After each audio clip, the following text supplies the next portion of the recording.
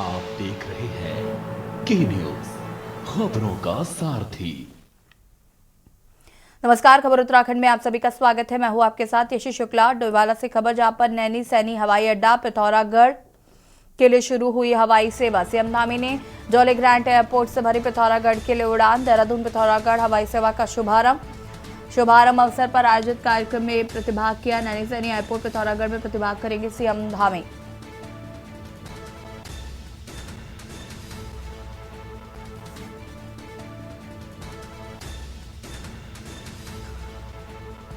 शुभारंभ अवसर पर कार्यक्रम आयोजित, सीएम धामी ने भरी उड़ान।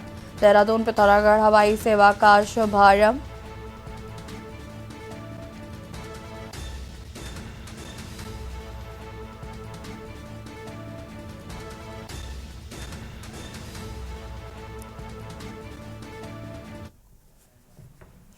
कांग्रेस प्रवक्ता महानगर अध्यक्ष की संयुक्त प्रेस वार्ता। भाजपा विधायक की बेटी के यौन उत्पीड़न का मामला। उत्तरकाशी के भाजपा विधायक रहे गोपाल सिंह रावत। भाजपा के राज में भाजपा विधायक की बेटी असुरक्षित। पॉल्यूशन कंट्रोल बोर्ड के मेंबर सेक्रेटरी पर आरोप है। सुशांत पट्टनायक पर लगे हैं गंभीर आरोप। शासन प्रशासन द्वारा मामला दबाए जाने का आरोप लगाया जा रहा है।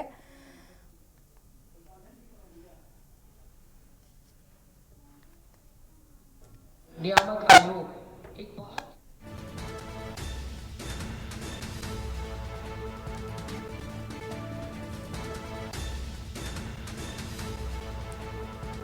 भाजपा के राज में भाजपा विधायक बेटी असुरक्षित। कांग्रेस प्रवक्ता महानगर अध्यक्ष की संयुक्त प्रेस वार्ता।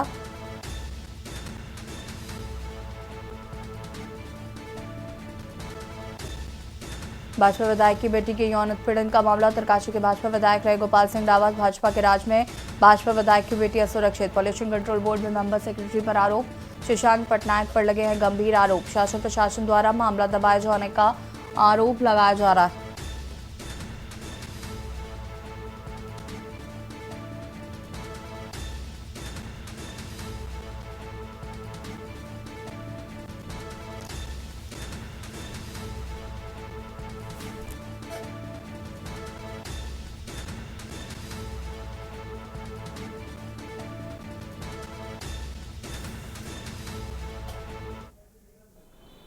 पॉल्यूशन का चौंकाने वाला प्रकरण 25 जनवरी को जो हुआ था, उस पर आपका ध्यान आकर्षित करना चाहती हूँ।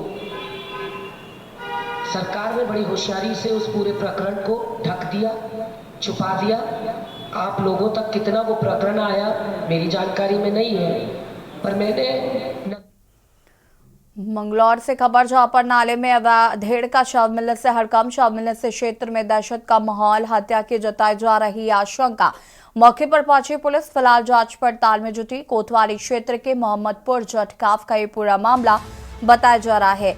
मंगलौर नाले में अधेड़ का शव मिलने से मचा हड़कंप।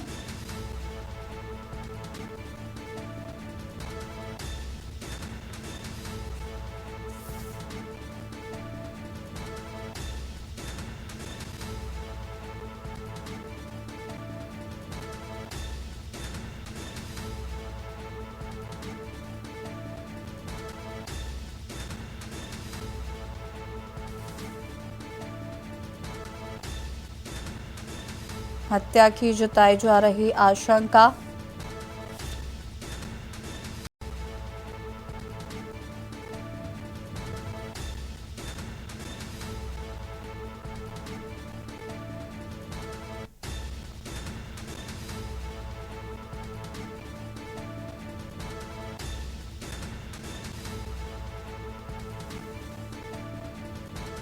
शव मिलने से दहशत का माहौल। हत्या की जताई जा रही आशंका।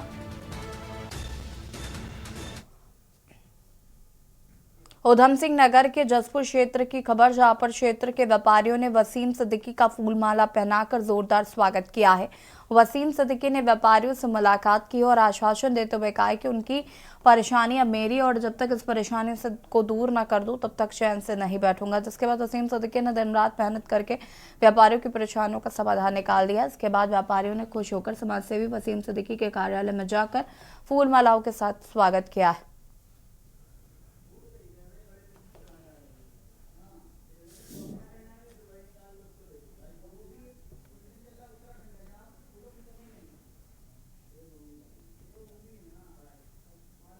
ये है कि जसपुर की जो जनता है वो मेरा परिवार, मेरे परिवार, तो मैं आगे उनके साथ खड़ा हूँ और हमेशा उनके साथ ही खड़ा रहूँगा।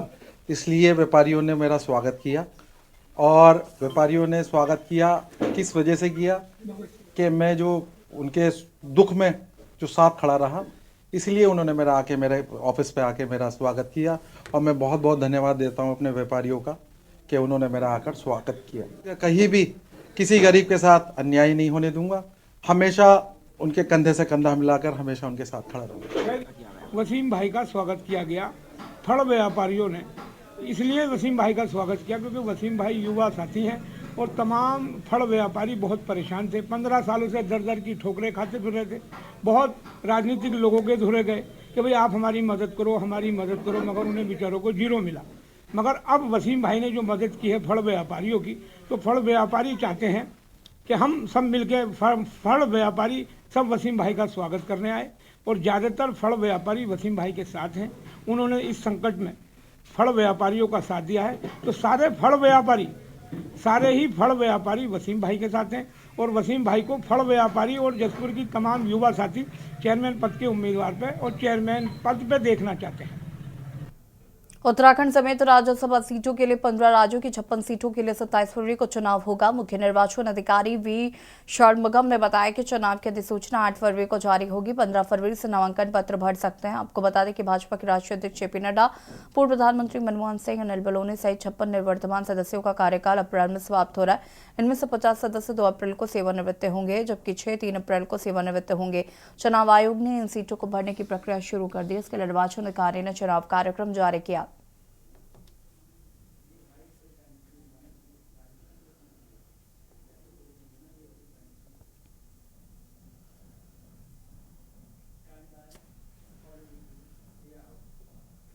नैनीताल में पड़ रही हाड़कंपा देने वाली ठंड से बचने के लिए कमरे के अंदर ज्वली अंगीठी की गैस से देर रात 2 मजदूरों की मौत हो गई, जबकि एक मजदूर अचेत अवस्था में कमरे में मिला, जिसे हल्द्वानी हायर सेंटर रेफर किया गया। बताया जा रहा है कि 28 जनवरी को ये घर में अंगीठी जलाकर सोए थे,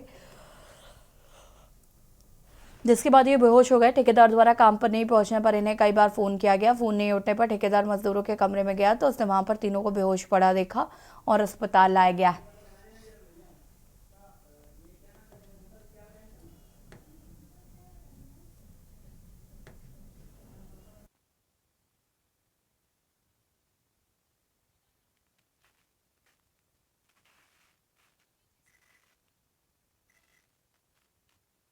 एक ये मामला आया था, इसमें 3 लोगों को लाया गया था अस्पताल 108 और पुलिस के द्वारा, जिसमें 2 लोगों की मौत हो चुकी थी और एक की हालत बहुत गंभीर थी।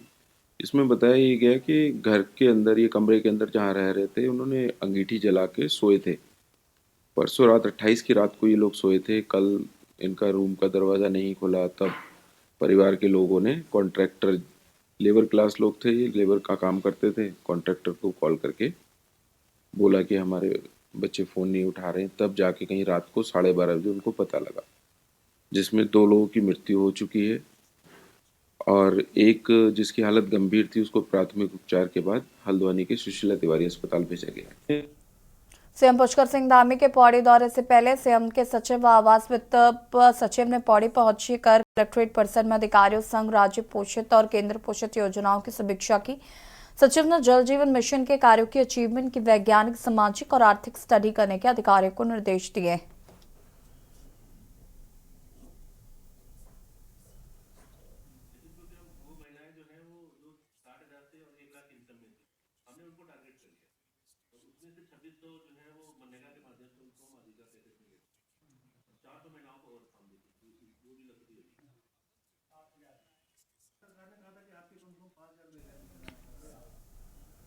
खबर देहरादून से, जहां राज्य के शिक्षण संस्थानों में खेल गतिविधियों को बढ़ावा देने और शैक्षिक कार्य दिवस में वृद्धि की शिक्षा, उच्च शिक्षा और खेल एवं युवा कल्याण विभाग संयुक्त रूप से वार्षिक खेल कैलेंडर तैयार करेंगे। इसके लिए डीजी शिक्षा की अध्यक्षता में 5 सदस्यीय कमेटी बनाई गई है, जो एक माह में कैलेंडर का प्रारूप बनाकर सरकार को सौंपेगी। आपको बता दें, शिक्षा मंत्री डॉक्टर धन सिंह रावत की अध्यक्षता में उनके कैंप कार्यालय देहरादून में तीनों विभागों की सहयोग बैठक बुलाई गई थी, जिसमें सहयोग कैलेंडर जारी करने का निर्णय लिया गया।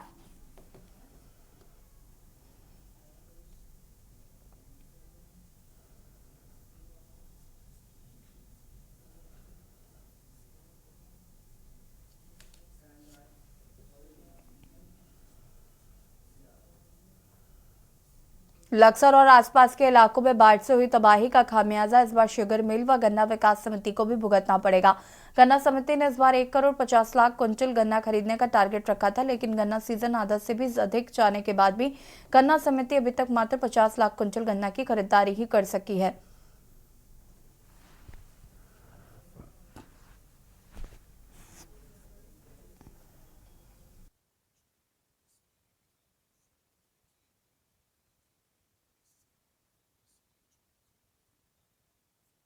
लगभग हमारी समिति का गन्ना 70 लाख हो सकता है ज़्यादा से ज़्यादा। पिछले साल जो 1 करोड़ 42 लाख था हमारी समिति का, तीनों फैक्ट्रियों को, परंतु अब की बार 70 या 75 लाख ही पर पहुँच पाएंगे हम। पैदावार इतनी कम निकल रही है खेतों में किसानों के कि भरपाई हो नहीं पाने की इस साल। इसकी वजह अतिवृष्टि, बाढ़, इसकी वजह अतिवृष्टि गलत समय पर होना। जून माह में अतिवृष्टि हुई, जून माह में गन्ने की फसल में फुटाव होता है, बढ़वार होती है, और वो अतिवृष्टि इतने दिन हुई कि वो नीचे से जो फुटाव होना था फसल में वो बिल्कुल नहीं ऊपर को बढ़ पाया। देखने में खेत बड़ा लगा, लेकिन वो पैदावार नहीं दे पा रहे खेत किसानों की। गृह मंत्रालय भारत सरकार के तत्वाधान में 75वें गणतंत्र दिवस के मौके पर नई दिल्ली में आयोजित वाइब्रेंट विलेज प्रोग्राम में आईटीबीपी के सहयोग से उत्तराखंड के नीति एवं मानव वैली में स्थित सीमावर्ती गांवों के ग्राम प्रधान राजपथ पर आयोजित कार्यक्रम में शामिल हुए। कार्यक्रम में शामिल होने के बाद आईटीबीपी के गौचर कैंप में अतुल कुमार थवाई द्वितीय कमान अधिकारी द्वारा वापसी में लोगों का स्वागत किया गया। वाइब्रेंट विलेज प्रोग्राम आईटीबीपी के संयोजन से कार्यक्रम में सीमावर्ती गांव के महिला पुरुष प्रतिनिधि 26 जनवरी के कार्यक्रम में शामिल हुए। इसका उद्देश्य सीमावर्ती गांवों का व्यापक स्तर पर विकास करना है ताकि लोगों के जीवन स्तर में अपेक्षित सुधार करते हुए देश की मुख्य धारा से जोड़ना। अधिकारियों, कर्मचारियों और जो भी हमारे जवान थे, इनका हमेशा हमारे लिए सपोर्ट रहा है, जो कि गणतंत्र दिवस में जो हमारे भारत विकसित भारत का जो सपना है। 26 जनवरी के शुभ अवसर पे हम सबसे खास हमको महिला सशक्तिकरण पे ज़्यादा खास लगा, क्योंकि महिलाओं पे ज़्यादा जोर दिया जा रहा है, इसीलिए ज़्यादातर हमें 26 जनवरी पे महिला सशक्तिकरण का प्रोग्राम ज़्यादा खास लगा। जो कि गणतंत्र दिवस में जो हमारे भारत विकसित भारत का जो सपना है उसको साकार करने के लिए और इन गाँवों को प्रमोट करने के लिए भारत सरकार ने यह पहल की है, और हमें इन क्षेत्रों से भारत तिब्बत सीमा पुलिस के अधिकारियों, कर्मचारियों और जो भी हमारे जवान थे, इनका हमेशा हमारे लिए सपोर्ट रहा है, और इन लोगों ने हमारी बड़ी अच्छी व्यवस्थाएं की और किसी टाइप की हमको कोई समस्याएं होने नहीं दी। जिनका तबीयत खराब होता है। देवभूमि उत्तराखंड में लोकसभा चुनाव से पहले रामायण और कुरान पर नई सियासत शुरू हो गई है। दरअसल सरकार ने राज्य के मदरसों में बच्चों को रामायण का पाठ पढ़ाने का फैसला लिया है। प्रदेश के 117 मदरसों में आगामी सत्र से इसे लागू किया जाएगा। उत्तराखंड वक्फ बोर्ड के अध्यक्ष शादाब शम्स ने कहा कि वक्फ बोर्ड के अंतर्गत आने वाले मदरसों में बच्चों को रामायण का पाठ पढ़ाया जाएगा। वहीं इससे पहले शादाब शम्स ने मदरसों में संस्कृत पढ़ाने की भी बात कही थी। उनका तर्क है कि ऐसा करने से बच्चे अपनी संस्कृति से जुड़ सकेंगे। हालांकि मदरसों में बच्चों को संस्कृत पढ़ाने के फैसले का मुस्लिम मौलानाओं ने विरोध करने को किया था। वहीं अब रामायण के पाठ पर नया बवाल शुरू हो गया। इन सबके बीच मुस्लिम समुदाय से जुड़े संगठनों ने सरकार के सामने बड़ी मांग रखी है। इसके तहत आम इंसान विकास पार्टी के राष्ट्रीय अध्यक्ष अकील अहमद ने कहा कि राज्य सरकार ने जब मदरसों में श्री राम की कथा पढ़ाने का आदेश दिया है तो फिर सरकारी व निजी स्कूलों में भी कुरान शरीफ पढ़ाई जानी चाहिए। हालांकि अकील अहमद की इस मांग को सत्ता पक्ष ने जायज नहीं माना। उनका कहना है कि देवभूमि में कुरान पढ़ाने की मांग सही नहीं है, जबकि विपक्षी दल कांग्रेस से भाजपा पर धर्म की राजनीति करने का आरोप लगाया है। देखिए रिपोर्ट।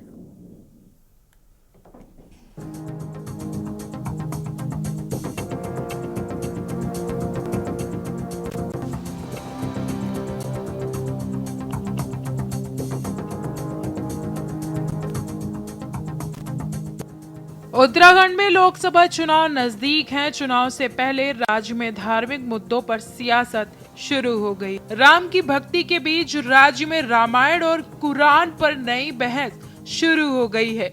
एक तरफ जहां सरकार ने राज्य के मदरसों में बच्चों को रामायण का पाठ पढ़ाने का फैसला लिया है, तो दूसरी ओर मुस्लिम समुदाय से जुड़े संगठनों ने भी सरकार से बच्चों को कुरान पढ़ाने की मांग की है। इसके तहत आम इंसान विकास पार्टी के राष्ट्रीय अध्यक्ष अकील अहमद ने कहा है कि राज्य सरकार ने जब मदरसों में श्री राम की कथा पढ़ाने का आदेश दिया है तो फिर सरकारी व निजी स्कूलों में भी कुरान शरीफ पढ़ाई जानी चाहिए। देखिए, मामला जो है अभी सरकार ने आदेश किया है जो है कि 27 फरवरी से उत्तराखंड के मदरसों में रामायण पढ़ाई जाएगी। आम इंसान विकास पार्टी इसका विरोध करती है और आज हम प्रेस यहाँ पे इसलिए कर रहे हैं, सरकार को हम चेताने का काम कर रहे हैं कि सरकार ऐसे जो है आदेशों से सरकार बाज आए, क्योंकि ये सीधा सीधा मुसलमान को टारगेट करने का जो है आदेश है कि मदरसों में कैसे जो है रामायण का पाठ पढ़ाया जाएगा। जिस मदरसों में कुरान शरीफ पढ़ाई जाती है और दीदी एतबार से जो है तालीम दी जाती है, ऐसे मदरसों में जो है रामायण का पाठ पढ़ाने का मतलब ही नहीं होता जो है। और ठीक है, अगर मुख्यमंत्री को या सरकार को इतना ही है फिक्र है मुसलमानों की जो है, तो फिर कुरान शरीफ भी जो है मैं कहूँगा गुरुकुल में, आरएसएस के स्कूलों में, प्राइवेट स्कूलों में, सब में आदेश करे सरकार के जो है कुरान शरीफ भी पढ़ाया जाए। तब तो हम कहेंगे कि जो है मुख्यमंत्री का आदेश जो है सबके लिए बराबर है। ये तो मुसलमान को टारगेट करने वाला आदेश है। हम इसके खिलाफ जो है सड़कों पे उतरेंगे और चाहे हमें जो है विधानसभा घेराव करना पड़े, हमें चाहे इसके लिए जो है राजभवन कूच करना पड़े, आम इंसान विकास पार्टी बर्दाश्त नहीं करेगी। कौन नहीं चाहेगा कि उसके बच्चे श्री राम के किरदार पे आगे बढ़े? कौन नहीं चाहेगा कि उसके बच्चे श्री राम की तरह एक वालिद के एक कौल के ऊपर, पिता के एक वचन के ऊपर राजपाट को लात मार के और आगे बढ़ जाएं कि मैं वनवास के लिए तैयार हूं क्योंकि मेरे पिता ने एक वचन दिया है। और मैं कह रहा हूं कि रघुकुल रीत सदा चली आई, प्राण जाए पर वचन न जाए। ये जो सोच है, ये सोच अपने आप को औरों से अलग करती है, इसलिए मजबूर करती है कि लोग श्री राम को पढ़ें। लक्ष्मण जैसा भाई कौन नहीं चाहेगा कि जो भाई जा रहे हैं तो भाई के साथ का मैं कैसे रह दूं, मेरे भैया जा रहे हैं वनवास मैं भी जाऊंगा। सीता जैसी पत्नी कौन नहीं चाहेगा कि पति जा रहे हैं तो पत्नी भी कहेगी मैं भी सुख नहीं भोगूंगी। राजकुमारी होने के बावजूद वो लात मारती है सत्ता को और चली जाती हैं। क्या औरंगजेब चाहिए? क्या वो औरंगजेब जो अपने पिता को सलाखों के पीछे डाल दे सत्ता को हथियाने के लिए? वो औरंगजेब चाहिए क्या जो दारा शिकों की गर्दन को काट के कि मेरा बड़ा भाई राजा ना बन जाए, मैं कैसे राजा बनूं और अपने भाई की गर्दन उतार दे? कोई नहीं चाहेगा। इसलिए हमने तय किया कि हम अपने मॉडर्न मदरसों में जो डॉक्टर APJ अब्दुल कलाम साहब के नाम पे हम खोल रहे हैं, उनके अंदर हम मोहम्मद साहब को पढ़ाएंगे, सहाबाओं को पढ़ाएंगे और श्री राम को पढ़ाएंगे। आपको बता दें कि प्रदेश के 117 मदरसों में आगामी सत्र से रामायण का पाठ पढ़ाने की सरकार की योजना है।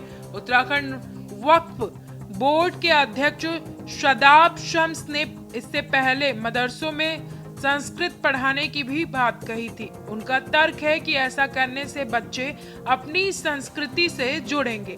हालांकि मदरसों में बच्चों को संस्कृत पढ़ाने के फैसले का मुस्लिम मौलानाओं की ओर से जबरदस्त विरोध देखने को मिला था। वहीं अब रामायण के पाठ पर नया बवाल शुरू हो गया है। इसके साथ ही सत्ता पक्ष ने आकिल अहमद की कुरान पढ़ाने की मांग को नाजायज करार दिया है। वहीं क्षेत्रीय दल ने संविधान के अनुपालन की सरकार से मांग की है, जबकि मुख्य विपक्षी दल कांग्रेस ने भाजपा पर धर्म की राजनीति करने का आरोप लगाया है। कांग्रेस ने सर्वधर्म समभाव की बात कही है। मैं कह रहा हूँ देवभूमि के अंदर कोई मुस्लिम यूनिवर्सिटी की बात करे, कोई कुरान पढ़ाने की बात करे, ये जायज कैसे हो सकता है? ये ज्यादा बोलेंगे तो देवभूमि के लोग इनको बाहर खड़े कर भेज देंगे। संविधान में ये बात है कि किसी को भी धर्म के आधार पर या उसके आधार पर कोई आप बाध्यता नहीं कर सकते, बाध्य नहीं कर सकते। तो मेरा ये कहना है कि इस प्रकार की कहीं कोई बात है तो उसको वो बात बहुत गलत है। आप धार्मिक आधार पर किसी को बाध्य नहीं कर सकते पढ़ने के लिए या पूजा करने के लिए या किसी भी काम करने के लिए आप बाध्य नहीं कर सकते। ये उनकी चॉइस होनी चाहिए, इसलिए उनको स्वेच्छा होनी चाहिए कि वो इसको पढ़ना चाहते नहीं पढ़ना चाहते। और यदि बाध्यता की गई है तो बिल्कुल ये सरकार का गलत काम है, गलत मैं इसको पूर्णतः गलत मानूंगा। और किसी भी प्रकार से इस प्रकार का कोई भी पाठ्यक्रम बाध्यकारी नहीं होना चाहिए, स्वेच्छा जरूर होनी चाहिए। और मुस्लिम जहाँ तक उनका कहना है वो अपना अपना इंटरप्रिटेशन अपना अलग कर रहे हैं, उससे मुझे हमें कुछ नहीं कहना। देखिए, मैं पहले भी जैसे मैंने कहा है कि धर्म की राजनीति नहीं होनी चाहिए, हिंदू मुसलमानवाद नहीं होना चाहिए। सभी को समान शिक्षा का अधिकार है, सभी को अपने धर्म को मानने का अधिकार है। जबरदस्ती किसी को कोई थोपा नहीं जा सकता। कांग्रेस ने कभी भी धर्म की राजनीति नहीं करी है। सभी वर्गों को साथ लेकर कांग्रेस हमेशा से चलती आई है और सभी धर्मों का सम्मान कांग्रेस ने सदैव किया है और आगे भी करती रहेगी। सर्वधर्म सम्मान की धर्म की बात कांग्रेस करती आई है और आगे भी करती रहेगी। कुल मिलाकर देवभूमि उत्तराखंड में लोकसभा चुनाव से पहले रामायण और कुरान पर एक बार फिर से बहस शुरू हो गई है। एक तरफ जहां सरकार मदरसों में रामायण का पाठ और संस्कृत को पढ़ाने के पीछे बच्चों को संस्कृति से जोड़ने का तर्क दे रही है, तो दूसरी ओर मुस्लिम समुदाय भी कुरान पढ़ाने की सरकार से मांग कर रहा है। ऐसे में सवाल ये है कि क्या मदरसों में संस्कृत और रामायण के पाठ के बहाने धार्मिक ध्रुवीकरण की राजनीति है या फिर असल में संस्कृति को बचाने की कोशिश। सवाल तो ये भी है कि आखिर कितने मौलाना संस्कृत और रामायण का पाठ पढ़ाने के लिए तैयार हैं। उत्तराखंड डेस्क रिपोर्ट के न्यूज।